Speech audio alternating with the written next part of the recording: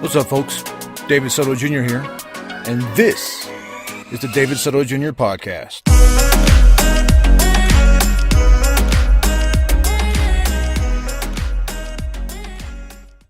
What's up, folks? Welcome to episode 20 of the David Soto Jr. podcast. I'm your host, David Soto Jr., and it's about to get hot in here.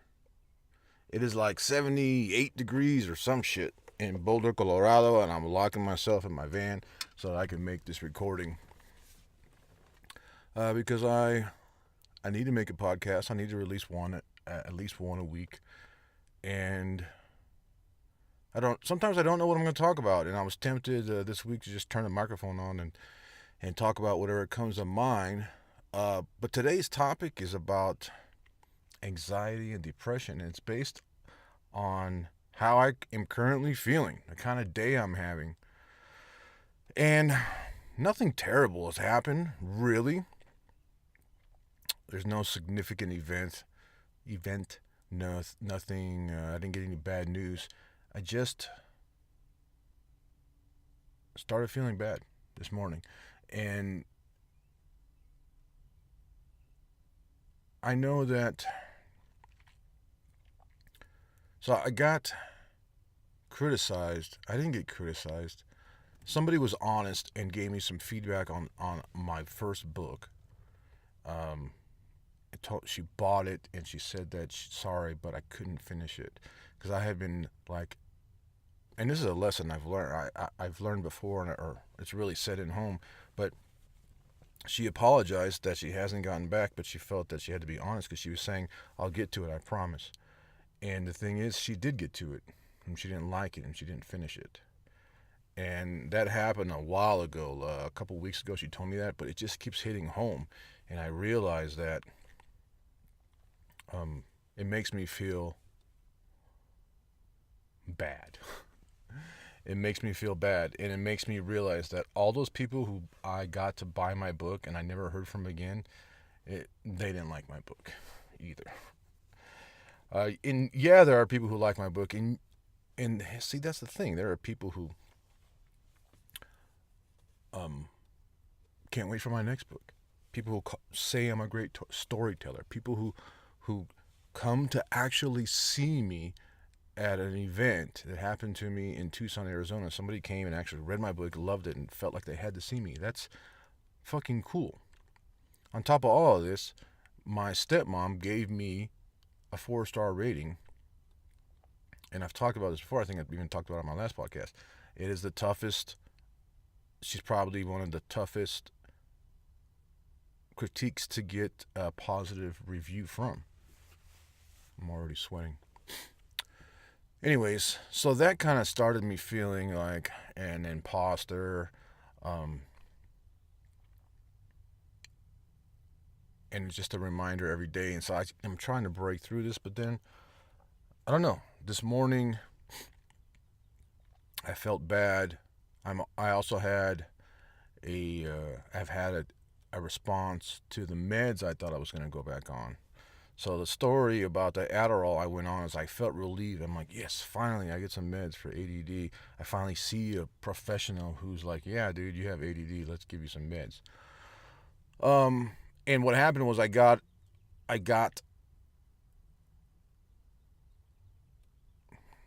coincidentally, but not, I started to have bad BO. Now this is weird to talk about, but it's life. You know, I had this bad, terrible odor, and it was horrible, and I couldn't figure it out. It was also accompanied by halitosis, and here I am trying to interact and be more social and want to be around people, and frankly would like to get into a relationship, and I don't think that's possible when you smell like I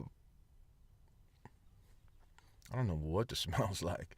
It's like worse. It's like 10 times, okay, maybe twice as bad as regular BO. It smells terrible. I went to see an acupuncturist because I thought maybe that would help, and and she fixed my problem right away because she asked me, has anything changed? And I was like, no. She was like, did you take any new meds? I'm like, oh yeah, I did. And she's like, when did you start? And bing, the light bulb went off. I'm like, oh, I started this. I started taking meds, and the odor started occurring the next day. And she's like, well, there you are. She goes, I don't have to charge you for that. I go, well, I'm here. Let's do some acupuncture. So she did some acupuncture, but that was it. That was it pretty much made sense to me. Although there had been other times in my life where I had the same issues, right? The same symptoms, and I didn't know what it was, and I wasn't on Adderall. I wasn't taking any meds. So I was pretty sure it was it. And then I had this whole thing where I went to try to go to Houston, not Houston, um, Texas, Austin, Texas, and broke down. Had van trouble. My worst nightmare actually came true, which is kind of cool because I made it through it. It wasn't as bad as one would think. I got breaking down in the middle of nowhere would suck, and it happened, and it did suck, and I made it through. But I recall smelling something awfully awful around that time as well, and I quit the meds then. So that made me realize, like, oh, it's not the meds, maybe it's something else. And then I realized that the meds had a positive effect on me besides the side effect of odor. If it was in fact an odor, it did have a positive effect on me. Concentration and my irritability was slowed to a point where I could adjust it, and I really liked that. Instead of immediately getting, oh, look at this cocksucker or whatever, I was like, oh well, this dude has his own issues or whatever. And I went back to the doctor and I said, hey, I want to try again. The first time I said, I was having some bad odor. I quit. It went away.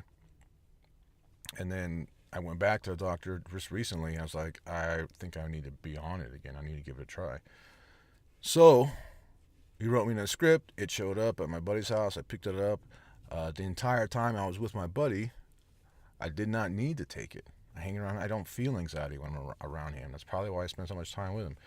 We hang out. We go fishing. We drink beer. We cook dinner. He never. That's why he's my friend. He's like he never. I don't know either if I don't behave a certain way around him, or it doesn't faze him, or when I do, or he gets my sense of humor. He thinks things I think are funny and not offensive. I don't know. I knew I didn't need to take the meds. So the very next, after the weekend, he went to work and I was hanging out at his house. I popped my first Adderall, and within a couple hours, I started to smell. So that was another, and I took my second pill. Like, no, this can't be it.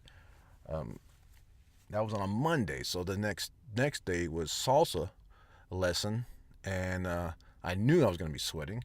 The studio does no air conditioning; they just base it off the doors and windows being open, and so I knew I was going to be sweating because every time I dance salsa, I got to carry two handkerchiefs. Unless it was like winter, so a few months ago, not a big deal. If it was a few months ago or last month, but if it's warm at all, I got to carry two handkerchiefs and stay in step while I wipe my head, bald ass head. So I didn't take it. I took it on a Monday. Tuesday I woke up, I didn't take it, went and didn't have the odor. So I could continue this experiment by taking it again, but it's really bad. It having that horrible taste in your mouth and that horrible just close. It's just not worth it. I don't want to deal with it. So I'm not going to take the Adderall.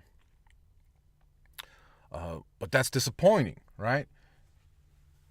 Here I am dealing with,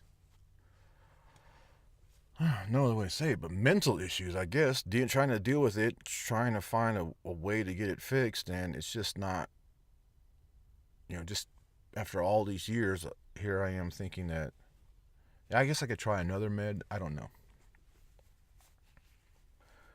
But this morning, I guess kind of things just started building up. I haven't been working. I don't have an income. I'm living off my savings. That hurts. It hurts every time I swipe my debit card, and I know that money is coming out of my account and nothing is going back in. I'm not used to that. Especially in the past few years, I've been on a tight budget, and that doesn't mean I've been on a budget. I didn't necessarily was broke. I budget my money. I had some coming in, and I knew where all of it went, and it was easy every month to look. Every day I could look at my money. what's coming in, what's going out. Um, I had control of that, and so now I don't. I watch my money go out, and nothing is coming in. Um, so as that builds every day, and I realize that I'm spending money and nothing is coming in, that kind of hits home too. That kind of gets to me. Uh, so before I continue, I want to say that anxiety and depression, um, I used to tell people, I used to think people should just, suck it up and move on, suck it up and drive on, or get over it. And I still kind of feel that way, but that doesn't make it any easier, right, to move on. But the thing is that anxiety can worry, and I've even wrote an article when not to worry. Never worry, right? There's nothing to worry about. There's a diagram I put on my blog one time, and I used to post on this blog, and a diagram was when to worry, and the chart went from can you do something about it, and if it's yes, then don't worry about it, and then the other option is no. If you can't do anything about it, the result is don't worry about it. Either way, don't worry about it. Um, but depression anxiety is worrying about the future, and for me, the future mainly involves money. My, and that's like I said, as I was saying, like I'm concerned about money, um, probably a lot more than I should be, and that's because where is it going to come from in the future? Where am I going to make money in the future? Where nothing else in in my future am I really concerned about. It's just where am I going to get my next paycheck or direct deposit or whatever it is, whatever.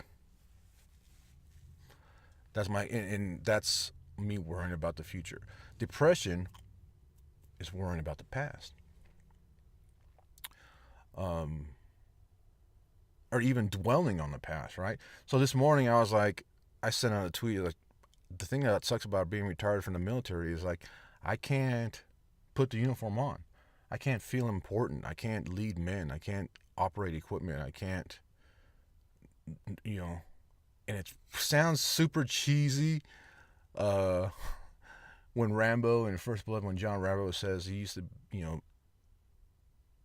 be in charge of $1 million equipment and now he can't even get a job washing fucking cars. You know,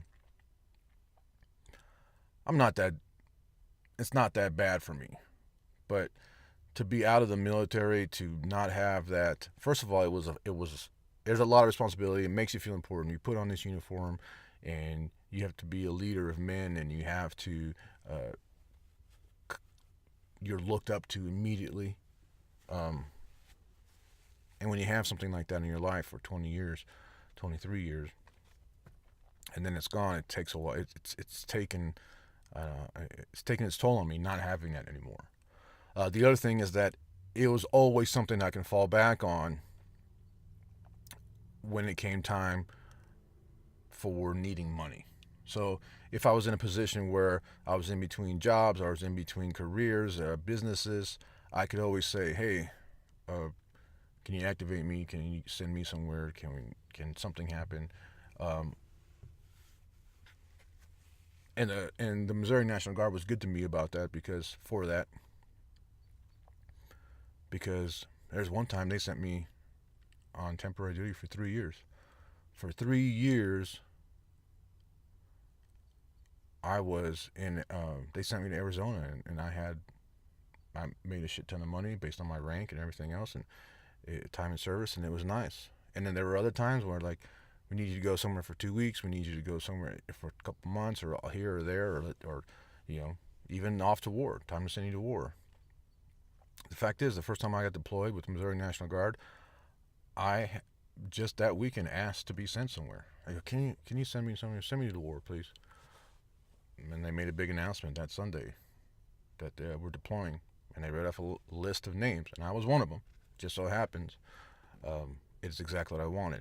So I don't have that anymore in my life, and that's me thinking about the past. That's me, pining away for what I used to have, and it happens like with relationships.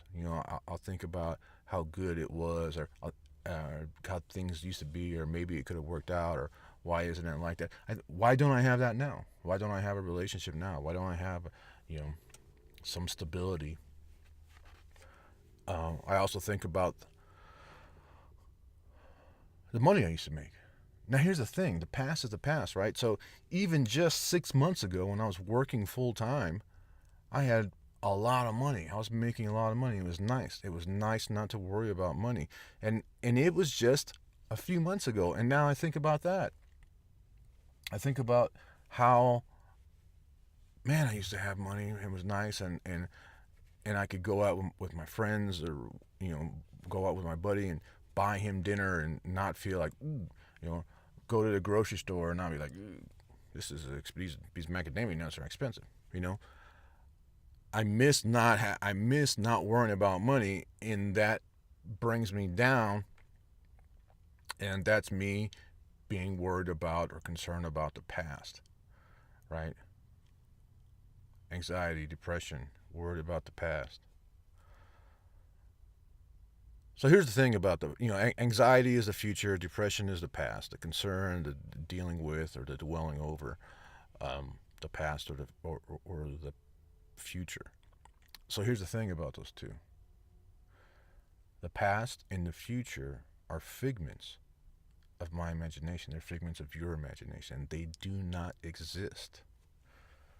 Um, Memories are great and shit, but they're in your head only. They are not in real time. They do not exist. And there's nothing that can be done about it. Um, so you hear living in now, living in present, um, all the time for a reason, because that's what's up. That's what needs to be. That's the only reality. The only reality is the present moment. And if we're not living in it, we're wasting our time, right? We're wasting. And then live in the moment doesn't mean carefree. It doesn't mean cocaine and hookers. Um, so you still can plan for the future, uh, but you don't have to worry about it. You don't have to be concerned about it. And this is me trying to get myself out of this funk right now. Like, I'm not trying to be you know, your motivational speaker, your shrink, your whatever.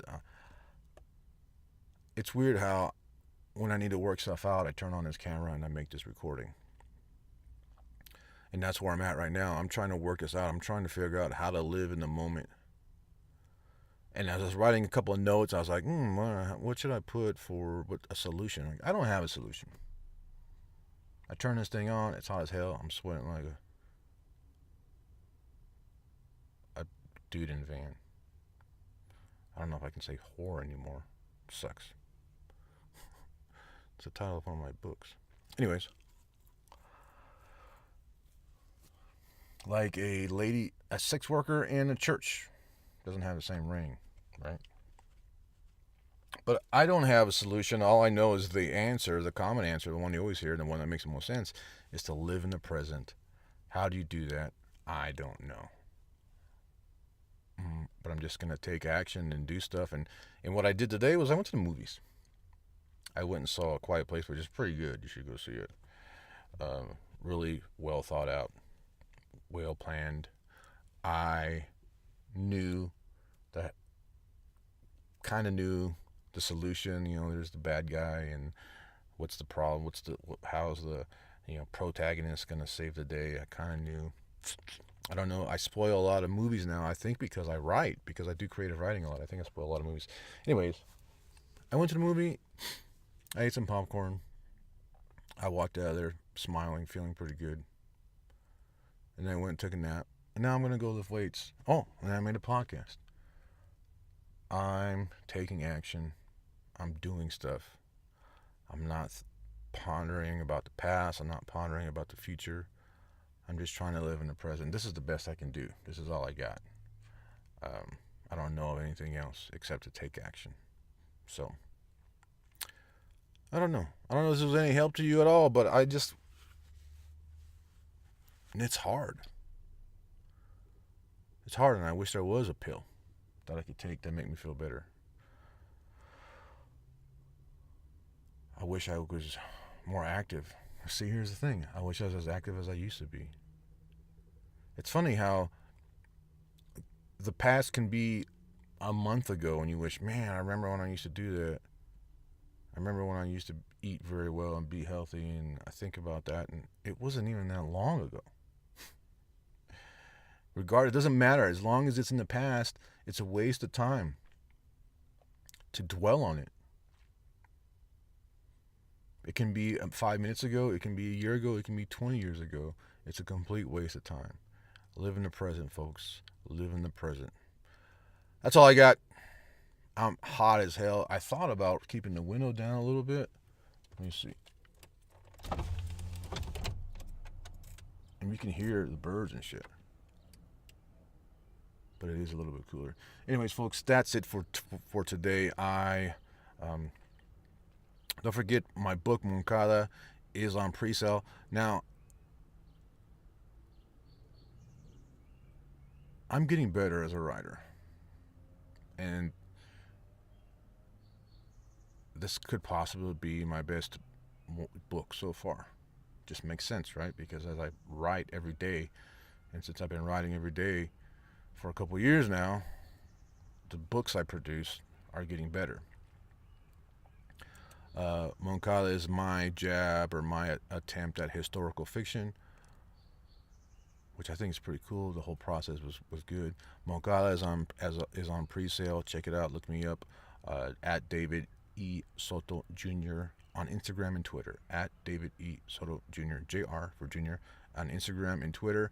And go to Amazon and look up David Soto Jr. You'll find me on Amazon. Find all my other books. And I appreciate if you take a look, pick one you like, buy it, leave a review. Reviews are a big help, and I need a lot more of them. There's certain things I can't even do marketing wise until I get 50 reviews. So if you get an opportunity to buy one of my books, leave an honest review, and I'd appreciate it. David Soto Jr. That's it, folks. I appreciate you tuning in. Thank you very much.